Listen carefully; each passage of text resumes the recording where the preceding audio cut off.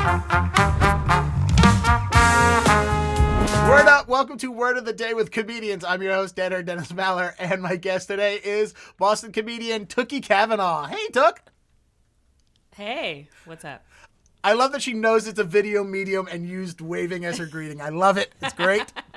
We're taking full advantage of all the technology we can today. All right, Tooky. So your word of the day today will be the word opine.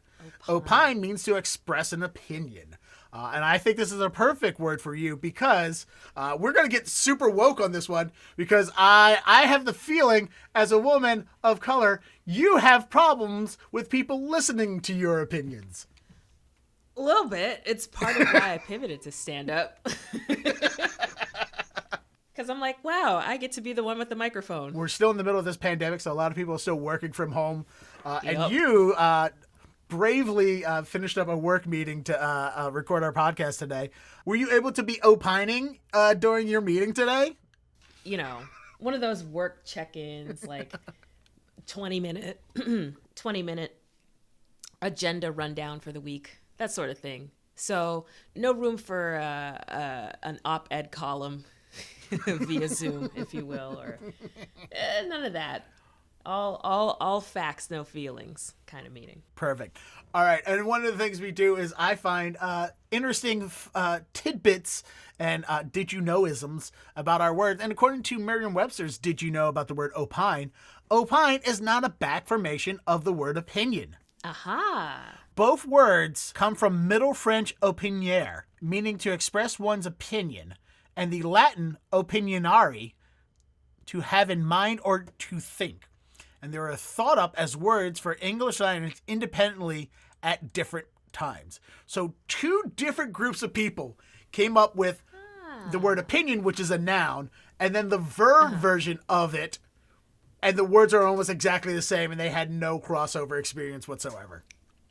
Well, I mean, I definitely see how they could be related and emerge within those groups because French is a Romance language derived from Latin. So it's like, okay, I can imagine where the connection would happen there. Yeah, you have two languages and two people came up with almost the same exact thing. That's in our business as comedians. We call that parallel thinking.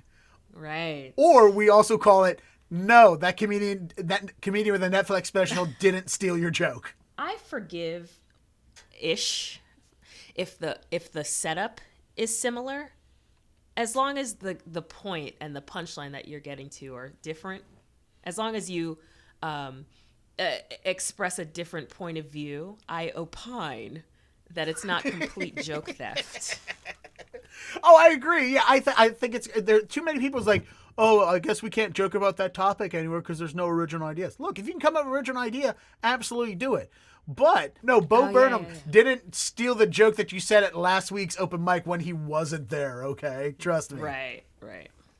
It's just maybe you and him came up with the same thing independently of each other. A lot of human thought and human emotion are connected, and a lot of us have similar experiences or reactions to things, but we can all come to different conclusions, and coming to the conclusion is the punchline. So if you can come up with an original punchline, you can talk about just about any topic. It's the thing that we're all trying to figure out is just as comedians is speaking our own point of view. Like it takes some of us years or decades to come up with, this is who I am. Like I'm so over, and I'm not going to blame all of observational humor because I think a lot of humor is observational, but then people take that and they find a way to make it expressed in their own way.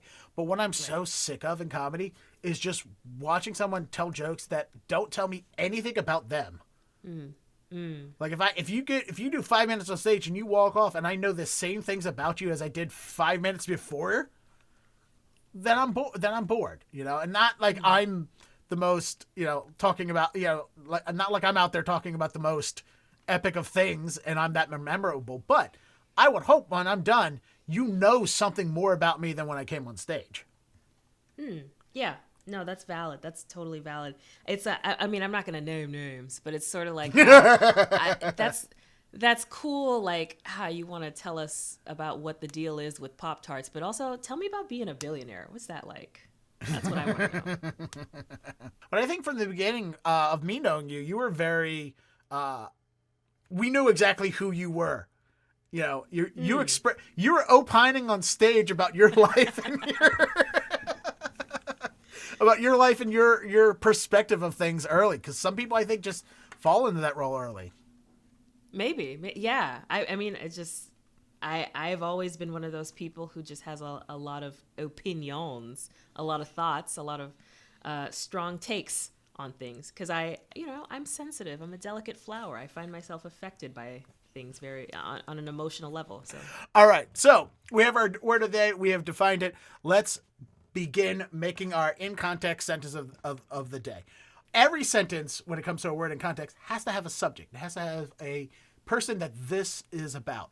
So let's brainstorm on a name of a person who probably has a lot of opinions. Like, I'm sure we can all use I think Joe Rogan has a lot of opinions on things, but let's stick away from him because I'm going to put this podcast on Spotify. Oh no.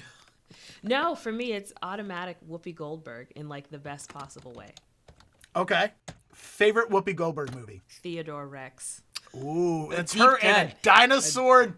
Aren't they police detectives? Yeah. Yes, her and a genetically cloned dinosaur as police detectives.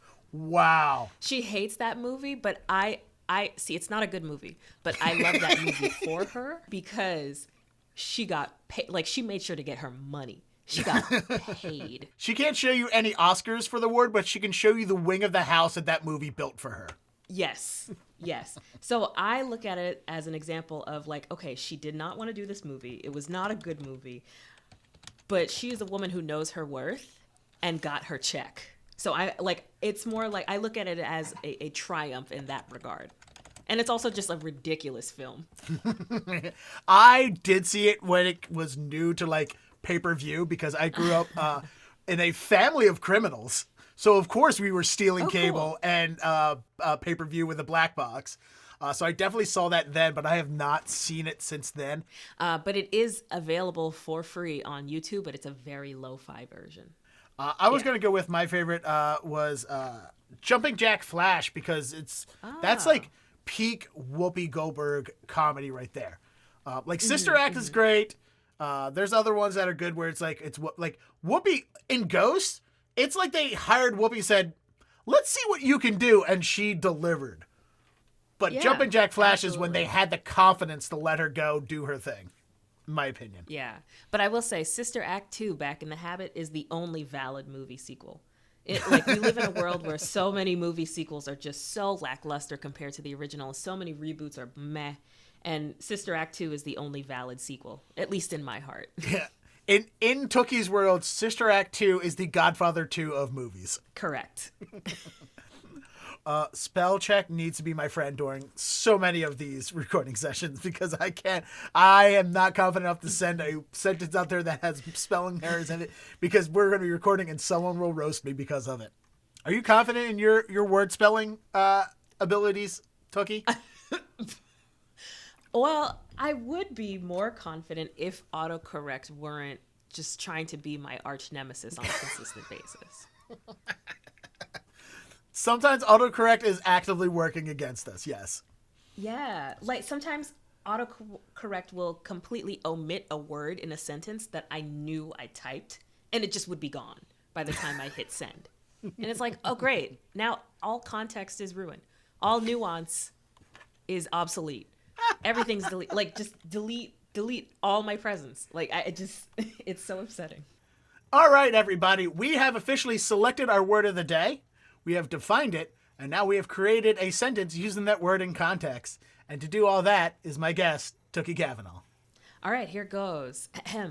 The word of the day is opine, O-P-I-N-E. Opine means to express an opinion. And even though the movie Theodore Rex is a niche fan favorite, Whoopi Goldberg has often opined that her turn as basketball coach Eddie is a far superior feat of acting. Amen. Thank you. Excellent. Awesome. All right, everybody. We have officially expanded our vocabulary by one more word today. And I thank you all for being here and watching. And please, Tooky, tell everyone where they can find you. You should, but you shouldn't.